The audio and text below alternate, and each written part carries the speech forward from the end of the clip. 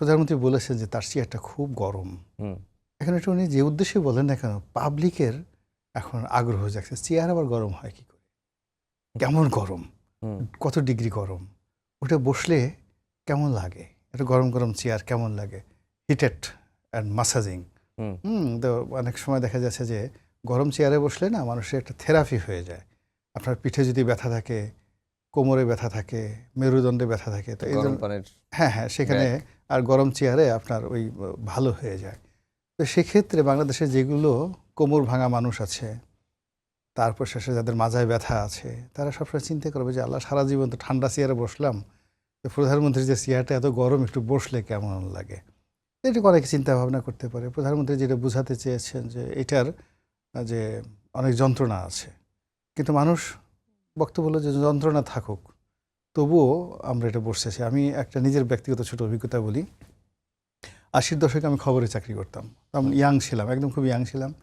তো খবরের সম্পাদক মিজানুর রহমান মিজান খুব স্নেহ করতেন, প্রায় ডাকতেন। তো একদিন উনি ওনার যে বড় চেয়ারটা, বিশাল একটা রুম, সেই চেয়ার উনি ঢুলতেছেন।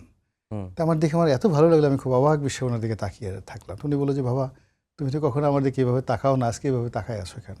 আমি বলছি স্যার, আপনি এভাবে চেয়ারে ঢুলতেছেন, এটা আমার খুব ভালো লাগছে। তো বললো যে বাবা, তোমার কি চেয়ারে বসতে ইচ্ছা করে? তাই বললাম জি স্যার, আমার বসতে ইচ্ছা করে।